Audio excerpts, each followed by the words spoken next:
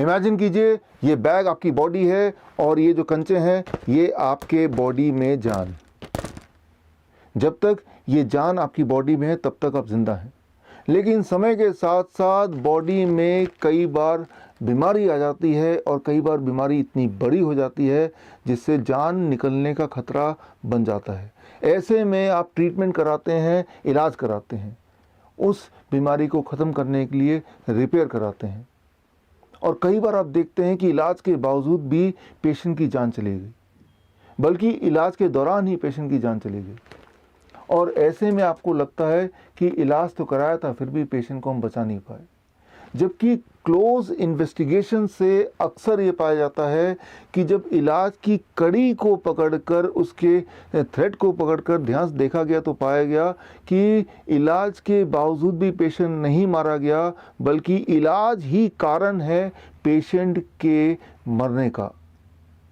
Medical भाषा में इसे बोलते हैं एट्रोजेनेसिस। आज मैं एक बहुत ही गंभीर विषय पे आपसे बात करूंगा। आपको ले जाता हूं आज से 150 साल पहले, अमेरिका की बात है, नॉर्थ अमेरिका की बात है। उस वक्त अगर कोई accident victim, blood loss patient hospital में आता था, ब्लड लॉस चाहे सर्जरी की वजह से हो या एक्सीडेंट की वजह से हो या पेशेंट एनीमिक हो, उस वक्त का कॉमन प्रैक्टिस था मिल्क ट्रांसफ्यूजन। नज़ारा ये कि पेशेंट लेटा हुआ है और पेशेंट की नसों में दूध के पाइप लगे हुए हैं और दूध लिटरली नसों में चढ़ाया जा रहा है। नज़ारा यहाँ तक भी था कि बेड के पास गायें बंधे हुए हैं और नर्सेस गाय का दूध निकाल रही है और ताज़ा दूध पेशेंट पे चढ़ाया जा रहा है, इस उम्मीद से कि शायद पेशेंट बच जाए। आपको मेरी बात का यकीन नहीं आएगा, इसीलिए मैं आपको रेफरेंस दे रहा हूँ ब्रिटिश मेडिकल जर्नल का 12 अप्रैल 1879, पेज नंबर 557 से लेकर 559 के बीच में। आपको पढ़ना है तो स्क्रीन पे दिए हुए लिंक में जाके आप देख सकते हैं, आर्टिकल पढ़ सकते हैं। आपको समझ आ जाएगी बात कि उस वक्त का कॉमन प्रैक्टिस था मिल्क ट्रांसफ्यूजन। और नतीजा क्या? वही नतीजा जो एक्सपेक्टेड है कि पेशेंट की मृत्यु हो जाती। और डॉक्टर्स इस सोच में रहते कि हमने तो दूध चढ़ा के भी देख लिया, फिर भी पेशेंट मारा गया। और कई सारे ट्रायल्स होते रहे, कई सारे एक्सपेरिमेंट होते रहे और कई सारे नियम भी बनते रहे। एक वियर्ड नियम ये भी था कि अगर वो लड़का है विक्टिम पेशेंट तो गाय या भैंस का दूध चढ़ाया जाएगा, और लड़की है या बच्चा है तो बकरी का दूध। या एक ट्रायल का नतीजा ये भी था कि अगर 1 लीटर दूध चढ़ाया गया तो जल्दी मौत होती है, या आधे लीटर से कम दूध अगर चढ़ाया जाए तो जिंदगी थोड़ी देर तक रहती है। और फाइनली उन्होंने कंक्लूड किया कि आधे लीटर से कम दूध चढ़ाना ही ठीक रहेगा। करते करते 50 साल निकाल दिए डॉक्टरों ने ये समझने के लिए कि दूध चढ़ाने के बावजूद भी मृत्यु नहीं हो रही है, बल्कि दूध चढ़ाने की वजह से मृत्यु हो रही है। और इसके साथ ही मिल्क ट्रांसफ्यूजन का जो प्रैक्टिस था वो हमेशा के लिए ख़त्म हो गया और उसकी जगह आ गया what is now known as blood transfusion. आजकल पिछले 100 सालों की बात कर रहा हूँ, दुनिया भर के हर तरह के हॉस्पिटल्स में एक कॉमन सीन है, अगर एनीमिक पेशेंट आ जाए या एक्सीडेंट विक्टिम ब्लड लॉस वाला आ जाए या किसी भी सर्जरी की वजह से ब्लड लॉस हो जाए, तो एक कॉमन प्रैक्टिस है and that is blood transfusion. Blood transfusion में ये बिलीव ही नहीं किया जाता, बल्कि ये विश्वास किया जाता है कि खून चढ़ाने से इंसान के जिंदा रहने की पॉसिबिलिटी बढ़ सकती है, रादर बढ़ जाती है। लेकिन पिछले 10 सालों में ही, सिर्फ लास्ट 10 ईयर्स में एविडेंस की बात की जा रही है कि एक्चुअली रियलिटी में देखते हैं कि जो हम सोच रहे हैं क्या ऐसा ही है। पिछले 10 सालों में बहुत सारे आंकड़े कलेक्ट किए गए, बहुत सारे रैंडमाइज कंट्रोल ट्रायल हुए, बहुत सारे मेटाएनालिसिस सामने आए, और वो सारे ट्रायल्स का नतीजा सिर्फ एक। मान लीजिए 2 पेशेंट हैं, दोनों की स्थिति एक जैसी गंभीर है, दोनों का ब्लड लॉस एक जैसा है, और एक को खून चढ़ाया गया और एक को खून किसी कारणवश नहीं चढ़ाया गया। हर बार ये पाया गया कि जिन पेशेंट्स को खून चढ़ाया गया उन पेशेंट्स के मृत्यु की चांसेस लगभग डबल है, 2 गुना।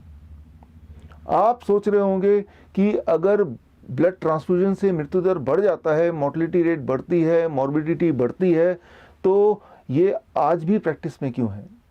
इसके लिए आप गौर कीजिए स्क्रीन में दिए हुए रिपोर्ट को। रिपोर्ट है AABB का, यानी कि American association of blood bank, जिन्होंने ये बीड़ा उठाया है कि वो प्रोटोकॉल बनाएंगे, गाइडलाइन बनाएंगे, रिकमेंडेशन बनाएंगे। उनके रिकमेंडेशन देखिए, 4 रिकमेंडेशन स्क्रीन पे हैं। इनमें से रिकमेंडेशन 2, 3, 4 की बात करते हैं।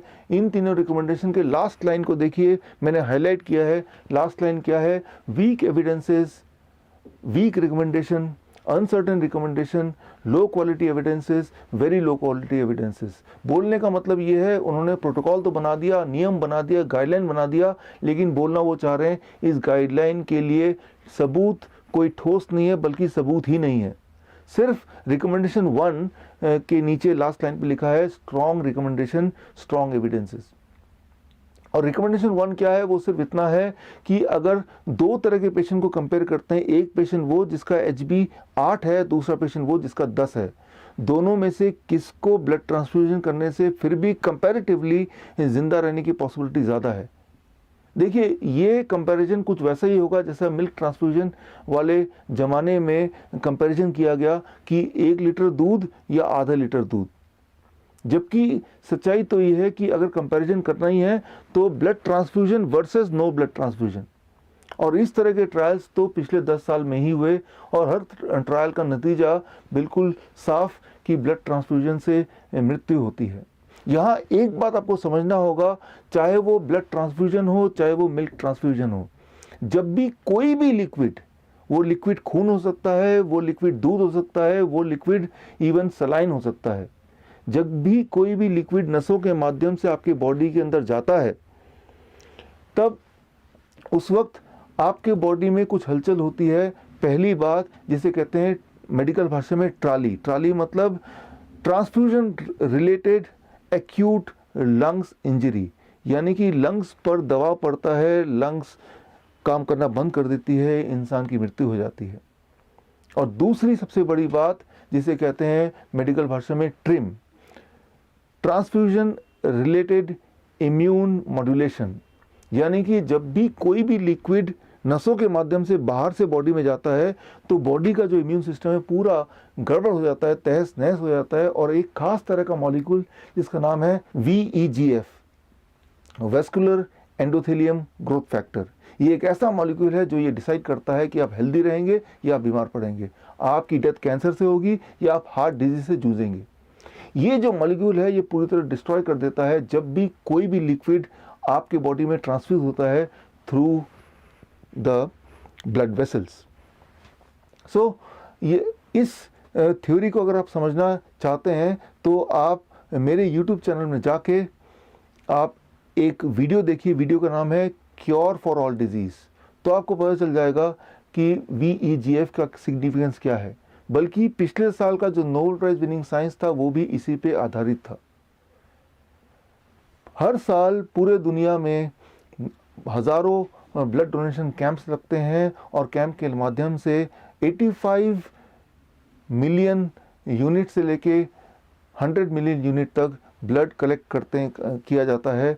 लगभग 10 ओलंपिक साइज के स्विमिंग पूल के बराबर अमाउंट का, मतलब 10 ओलंपिक साइज के स्विमिंग पूल को अगर ब्लड से भर दें तो जितना खून होगा इतना खून डोनेशन के नाम से, ब्लड डोनेशन के नाम पे कलेक्ट किया जाता है। बड़े बड़े संस्थान, Lions club, rotary club, school के बड़े बड़े सोसाइटी आए दिन ब्लड डोनेशन कैंप लगाते हैं इस उम्मीद से कि शायद इससे कोई हम पुण्य कमा लें। उनके दिमाग में यह है कि ब्लड डोनेशन रक्तदान जीवन दान है। दरअसल रक्तदान जीवन दान नहीं है, रक्तदान मृत्युदान है। लेकिन मुझे पता है कि ये सच्चाई एविडेंस के तौर पे प्रूव होने के बाद भी ये जो वेस्टर्न मेडिसिन है, मॉडर्न मेडिसिन है, इस सच्चाई को आम जनता तक या इस सच्चाई को इम्प्लीमेंट नहीं होने देगी। क्योंकि अगर ये सच्चाई आम जनता तक पहुंच गई तो आम जनता का, ह्यूमैनिटी का वेस्टर्न मेडिसिन पे विश्वास, फेथ हमेशा के लिए ख़त्म हो जाएगा। अगर आप रियल मायने में पुण्य कमाना चाहते हैं तो सिर्फ एक काम मुझे लगता है हमें करना चाहिए, सच्चाई उन लोगों तक पहुंचाना चाहिए जिनको इनकी सबसे ज़्यादा ज़रूरत है। इस वीडियो के माध्यम से मैं आपको बताना चाहूँगा 7 अप्रैल 2020 यानी कि वर्ल्ड हेल्थ डे पे मैं अपनी किताब लॉन्च कर रहा हूँ। किताब का नाम है किल्ड बाय ब्लड डोनेशन।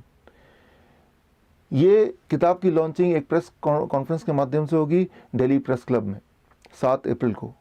अगर आप पत्रकार हैं, अगर आप हेल्थ मिनिस्ट्री से जुड़े हैं, अगर आप इंडियन मेडिकल एसोसिएशन के हाईएस्ट अथॉरिटी हैं, तो मैं आपको इनवाइट करता हूं, आप सच्चाई को अपने आंखों से देखिए और कुछ कीजिए।